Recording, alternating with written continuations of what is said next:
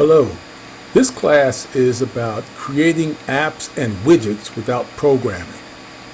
I have a lot of students who are interested in creating apps for their mobile phones or iPads or tablets, or creating widgets. Some of them create these things as a way of making money, being able to sell them to other people or as part of some service that they may offer. We have a lot of students that have their own business out there in the virtual world. And for those who don't, for the class, I want to introduce you to apps and widgets and let you know that you can create them without programming.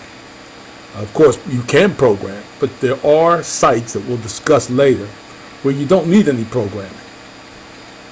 So let's get started. First of all, what's an app? An app is a small computer program that tells the device what to do. And that device can be a phone, a TV, or appliances. Next week, when we talk about the Internet of Things, you're going to see more and more of apps showing up inside of all different types of devices. When we get to the autonomous automobile, there'll be apps created for those machines also. So an app file is smaller than a normal computer file because of the limited space within these devices. So you talk about an appliance or a TV, they don't have a lot of storage, so you just need a small little app. Again, an app file is smaller than a normal computer program because of the limited space. Most apps are around about 10 megabytes. So some are a little larger, some are smaller, but they're not that big. What's a widget? A widget is a small app. It links your device to web content and opens that content on your device. That connection is usually always on. For example, you have the Weather Channel. If you have that, you could have an app for it, but also you have a widget which will kind of connect to the Weather Channel site and put some kind of, I would say, icon on your smartphone or your appliance or your TV, and it stays connected to the Weather Channel, so you can get alerts right away. You can figure out what the weather is going to be.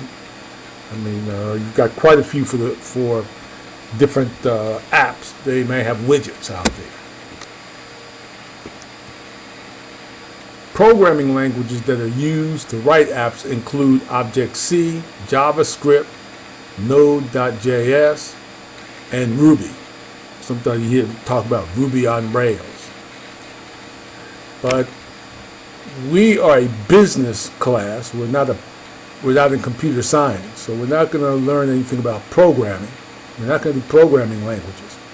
But being in the business department and understanding business, we are going to see that we can create apps and widgets without knowing about programming.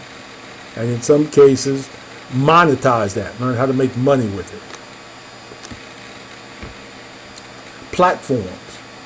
Of course, Apple and the Android, which is Google's platform, Blackberry and Microsoft are your top four. It's really amazing because a few years ago, there were others out there, but many of them are disappearing. The top two platforms are Apple versus Android. Well, basically, Apple and Google are fighting it out in the app market. If you look at what's happening, the Android market is growing. I've got some data from 2011 and 2012, and you can see the blue on this pie chart. In 2011, Android or Google had just under 47% of the market.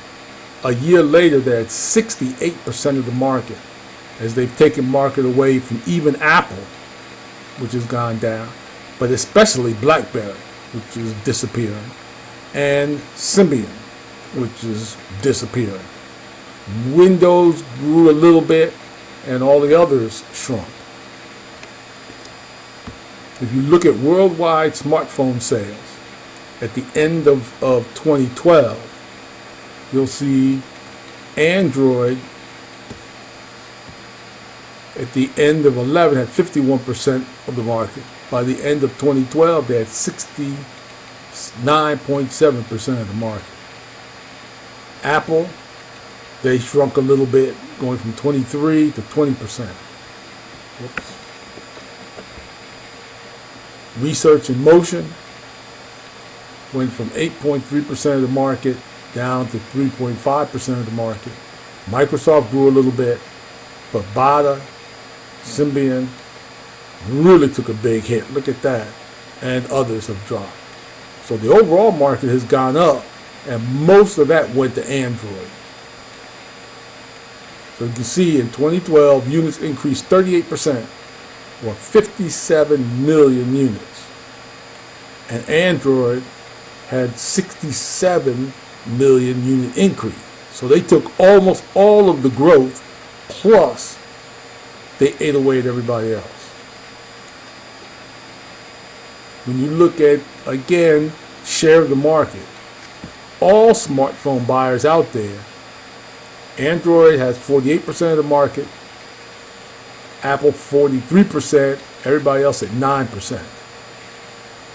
But when you look at first-time buyers, over 57% are Android, only 34% Apple, and 9% others.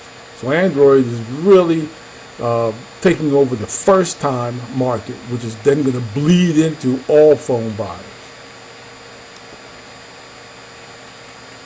But what's interesting is if you look at the revenue generated, the monthly store revenue, Apple significantly more income than Google Play, almost 4 times as much. Now this is back towards the end of 12, so we need to look at what's happened the last couple of years, and it may be probably Apple and Google are closing that gap, but still that's a tremendous gap, and that's because in the Google market, most people don't want to pay for apps. They like those free apps. While Apple, people are used to paying for their apps. When you look at Microsoft versus Blackberry, okay, which is RIM, and both of them have basically knocked out Symbian. Microsoft is growing past Blackberry. So if you look here in 11 through 12, BlackBerry's kind of staying around that 1%, while Microsoft is really started to take off. They put a lot of money into what they're doing. They've really made a push with their Windows Phone. I don't think that's going to work, and it didn't work, but at least they tried.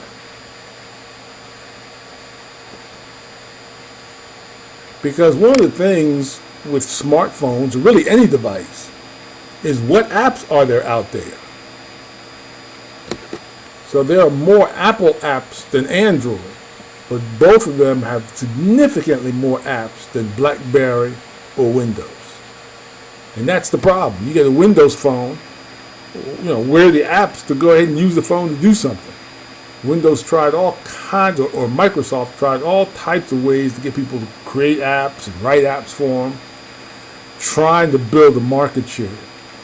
But people aren't going to create apps for phones if there aren't enough phones out there in the market. Think about it.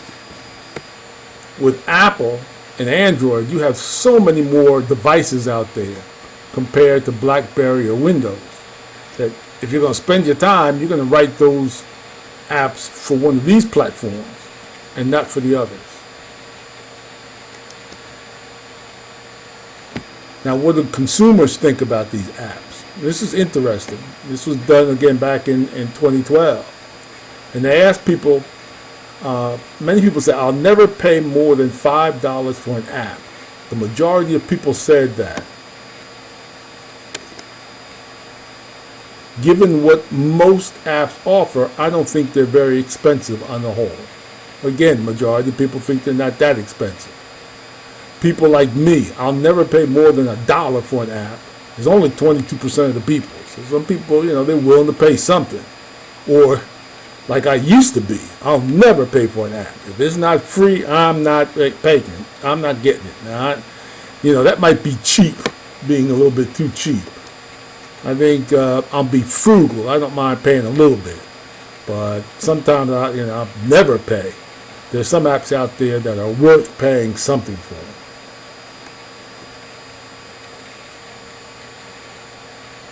What are people who are willing to pay? What types of apps are they willing to pay for? Well, games, videos, productivity, which are kind of business. And these numbers are in the billions. Newspapers, the New York Times and Forbes. Some of them have apps that you pay for to give you access to the content. And then same with Forbes would be related to magazines.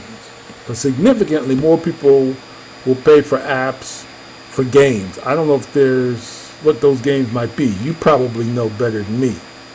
I remember Farmville and some of those. But I don't know what's going on out there. I see commercials for, Candy Crush and some of these other smartphone games. So I'm suspecting that they're making money selling apps for those games. If you look at mobile application store revenue, this is 2011, but you could see there's been a significant increase since 2008 to 2011. We're almost at $40 billion a year. And they projected up through 2014 this year to be up to $8 billion a year in store revenue for selling these apps. So it's becoming a bigger market. And remember, as more and more smart devices join the web and become part of the Internet of Things, you're going to have more and more apps out there that will be selling and generating revenue. Just imagine once the autonomous automobile comes out and you'll be able to download all types of apps for that automobile.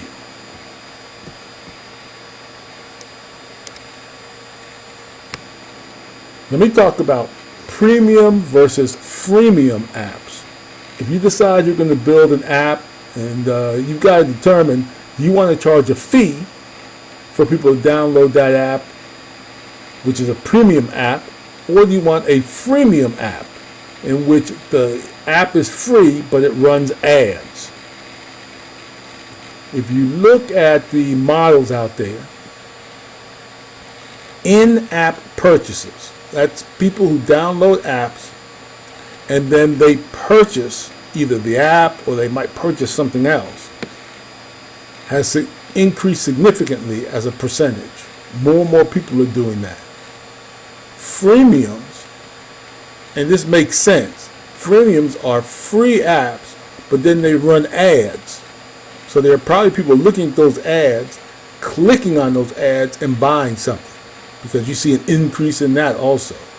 Subscription's still the same. Pay per download has actually dropped a little bit. And advertising is up.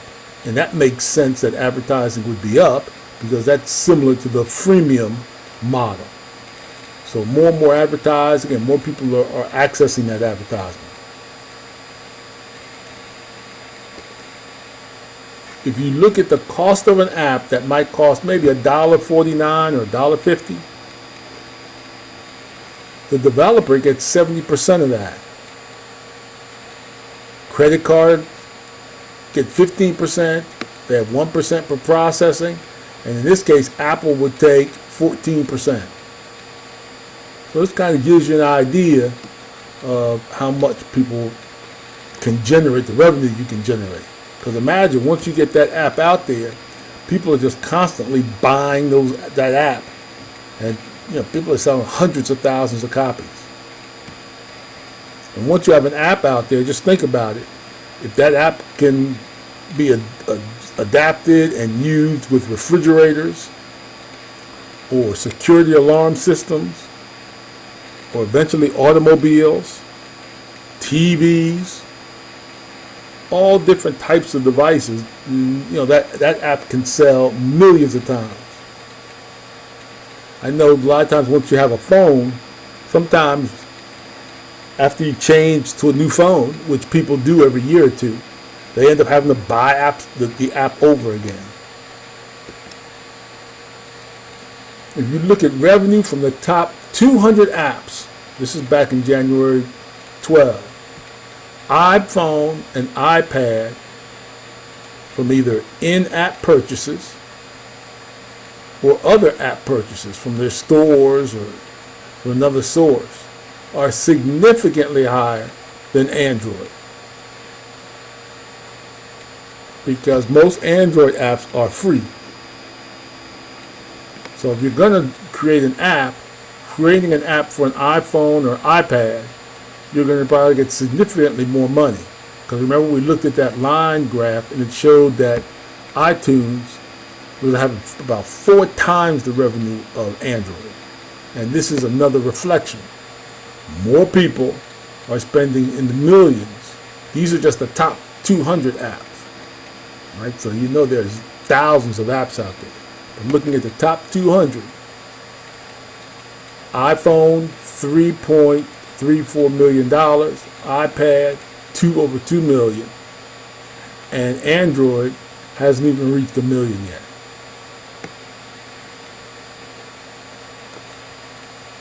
So in summary of the app market, Android is gaining on Apple. 57% of new smartphone users are choosing the Android phone. But the Apple market has 4 times higher revenue than the Android market. Ad-based apps, which are freemium apps, are gaining in the market. So even though people are willing to pay for it, because some people don't want those advertisements, if you don't mind the ad at the bottom, then you can get the freemium apps. Also, Microsoft is pulling away from Blackberry. And then finally, gaming apps have the highest demand, especially in the paid market where people pay for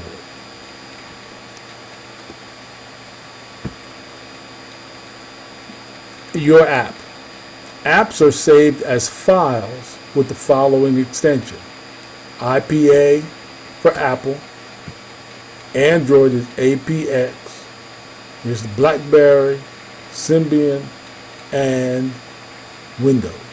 And notice these Windows extensions are similar to the Windows programs when you download your executable files. I like this Symbian with SIS, kind of like my name, but again, they're going away. Apps are saved as files within one of the following marketplaces. You're probably familiar with iTunes and Google Play, but there's also Blackberry World.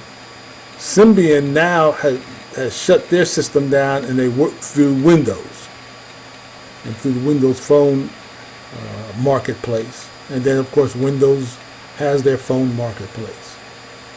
But these three don't sell nearly as much as Apple and Android. So next, how do you publish your app? The website you use to create your app may have their own publishing service. You can find a third-party site that'll publish your app. And you can place your app on your website and allow users to download it and install it directly. That way, if people download the app from your website, you can keep track of who's actually installing and using your programs or your apps. You can also publish your apps on iTunes and Google Play. iTunes charges $99 a year as a one-time fee, while Google Play charges, iTunes charges $99 a year, period. Google Play charges a one-time fee of $25. Also with iTunes, when you submit your app, Apple really studies that app that you've created to make sure that it doesn't bring any viruses into their environment, and that you follow other procedures that they have.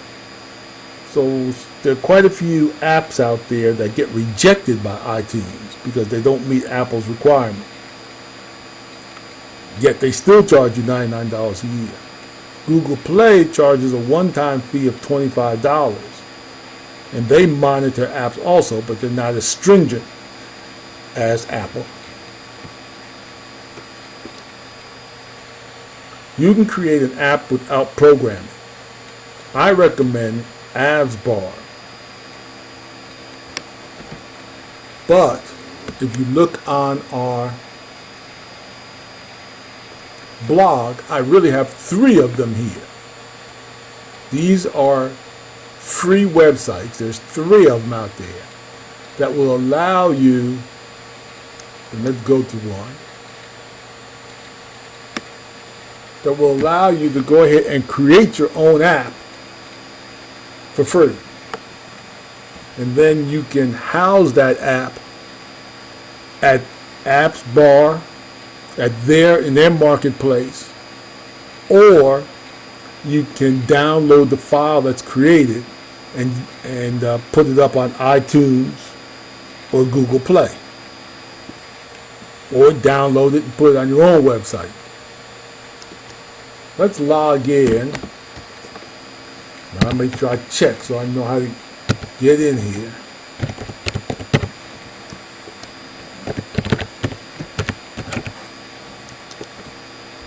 I need to be like students. I need to always check to make sure I can remember my username and password. What most of these sites do is, on the one side they have a menu that's going to allow us to create, these are the apps that I have. And they also will show them on the screen so you can kind of see what the app looks like. So this is MIS for fall of 2014. So this is an app, and in this app I've got contact information about the course videos, and how to send your information to me. It creates, here they are here on the side. So you could download, install this app. I used to, probably about a year ago, I used to actually create an app for the class. So students could download the app, and then it would be easier for them to access components of the class without always having to go to the blog or trying to figure out what's going on. You pull up the app for the class and it would tell you everything. I stopped doing that because I couldn't get it approved by Apple, and I didn't want to spend the kind of money it took to approve it. So I had it working for the Android, but not for Apple. There were things they wanted me to do that it was going to cost me money. I didn't want to spend it. I don't know if that's being cheap or frugal, but so I stopped doing it. But this one was set up so that when it was time for you to, if you remember, you wanted to give information, this is that form where you put your name, your email address, cell phone number, who your provider is,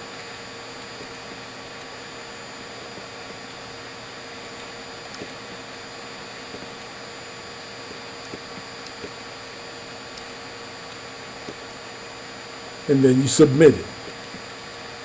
So that way you could do it from your smartphone. Again, this is showing you what it would look like on your smartphone.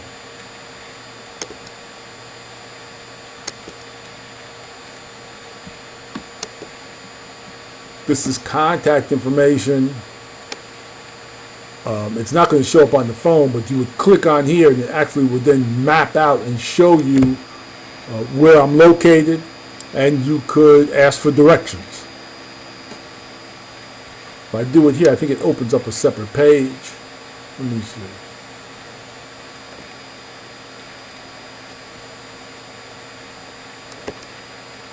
No, it's not set up. But anyway, course blog. We have all the information about the course blog. This is from the springtime, so this has kind of been shut down because it's from last semester.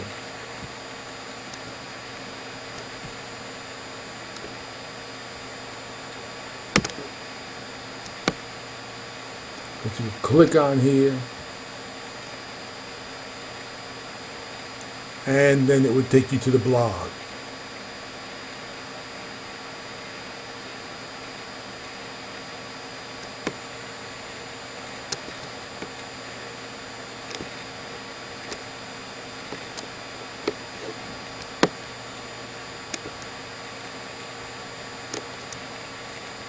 So you can create an app.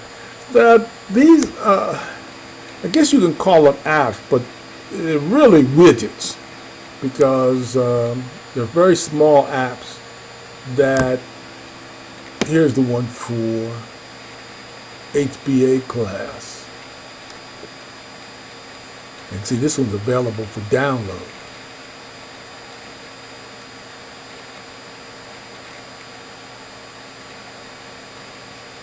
So I had on here connections for the calendar, the course, social networking, contact information, the syllabus.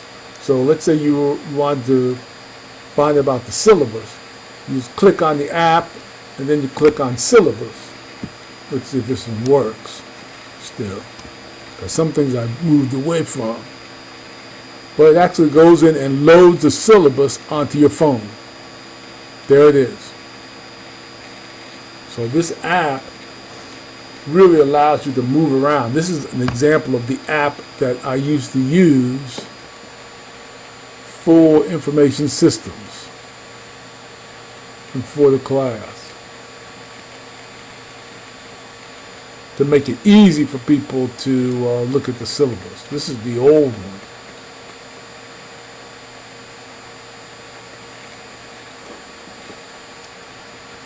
But it was neat. I think students liked it.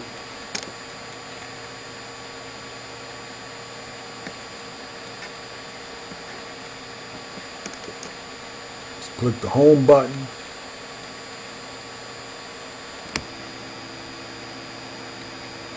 It should take us back there.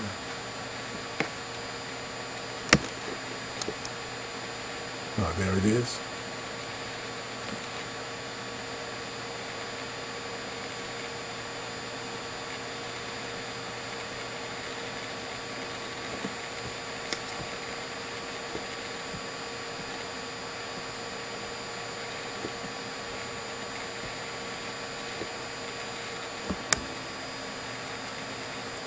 Here's another app.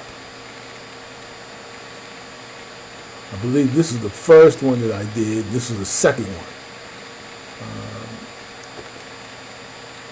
for the class.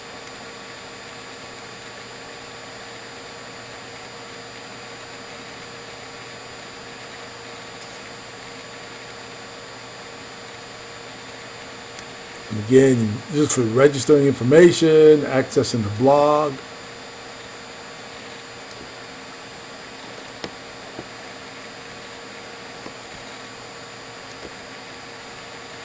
Right, this is HBA 322, so it'll take us to our blog this semester.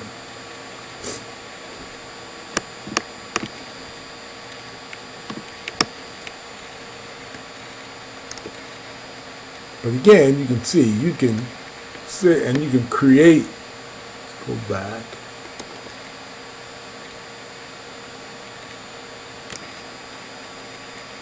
So if I want to create a new app, click here. And you're going to have the ability to kind of set this thing up. They let you, or if you they kind of assume that you may have certain types of businesses, and if so, they kind of have a way of setting, kind of a predetermined way of setting the app up. So let's say we're doing real estate. We can drag and drop it, and it automatically starts.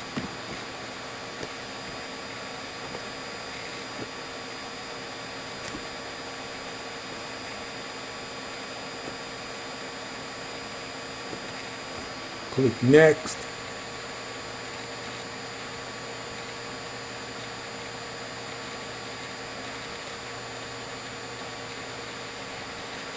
And then you can start just filling in the blank.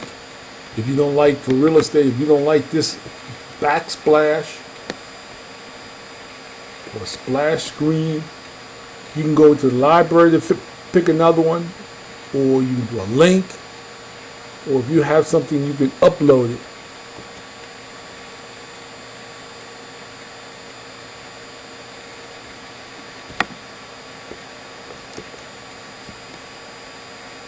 Let's select an image. We'll go to my documents and my picture.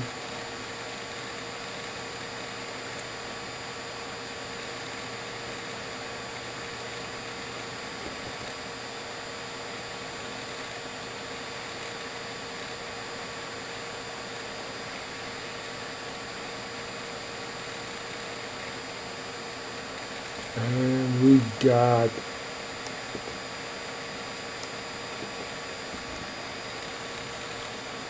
alright, come on. Let's do this. Pick that image called approachable, and there she is. You want to maybe use that as a black backsplash. And you may want something different for your app.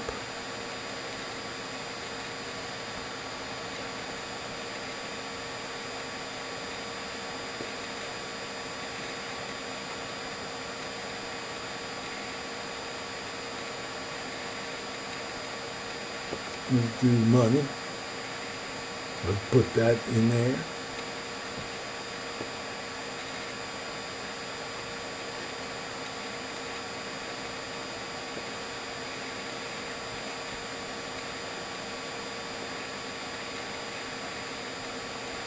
Enter an app name.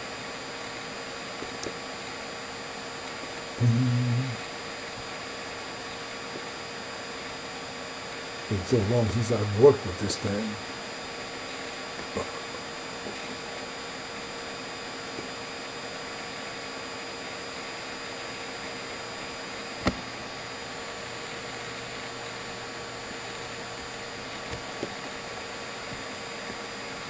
So as you can see, this new app is a work in progress.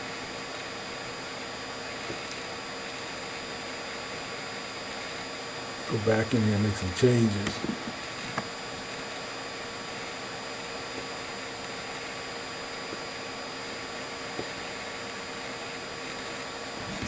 Let's say my shoe company.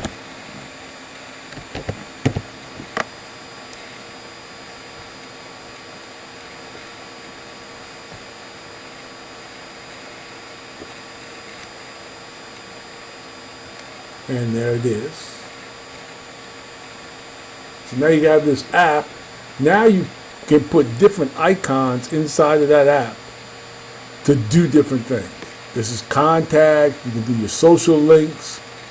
If you want to connect your website to it and request information like the forms we talked about. You've got a form up there. Properties, services that you may want to offer, a menu of services. And what it's about, like about us. And of course, you can always delete something.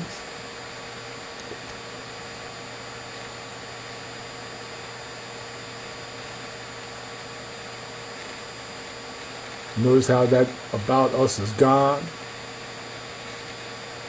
We can also edit. We can change that icon, and we can change the name.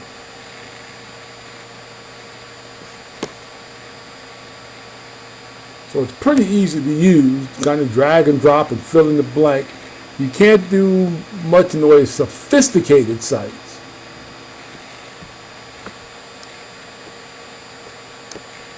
And of course, once you're finished, you're finished.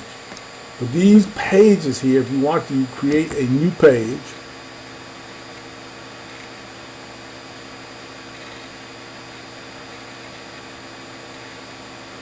and they have some already set up. So if you want to do a page for coupons, or you want to do a page for video gallery, soundboard, your contacts, events, forms, your menu list, games, you want to put games on there, blog, music. So it kind of has some things you can stick in here. Notice how I dragged that in. It already set up something here. And then I can go in and make changes to it.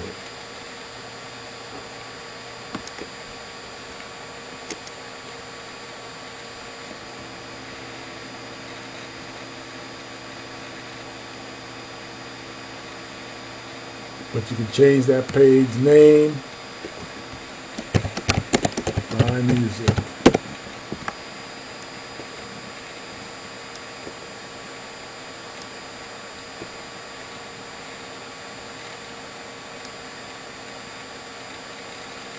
And if you want to put an icon in there, let's use that one.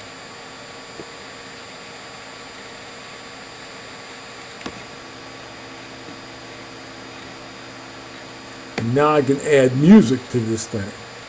And maybe putting a picture in here for the artist. And you have artist the bio and all that kind of stuff in it. So it's pretty simple, as I was saying earlier. So I kind of like Apps Bar, but there's a lot of them I've used over the years to create apps for class. And I may go back to, if I can figure out a way to, so that iTunes will support it and iPad, but basically iTunes. I don't want the Windows and Microsoft crowd to have this app, and the Apple crowd doesn't get a chance to get it, because we got a lot of students that use iProducts. All right, for today, for tomorrow, I will get the quiz up, and that quiz will relate to this presentation today that talks about apps, how to use these free programs. And again, many of these free programs will allow you to turn your app into a freemium app. If you remember, we talked about freemium. You'll be able, your customers will be able to download those apps for free, but they'll run a small little ad at the bottom. If anybody clicks on that ad, the company has agreed ahead of time to pay you some money. So a lot of people like to get as many apps out there as possible, hoping that at least a certain percentage of them will click on an ad, and then that's money that you'll make. So that exam will come up. It's like the other couple, not that hard, maybe about 10, 11 questions, maybe 12. Pretty basic. And it's usually just to make sure that you kind of listen to this broadcast for the class. It will be due on Sunday at midnight. And next Wednesday, we'll do the Internet of Things. Thank you very much. And have a good evening.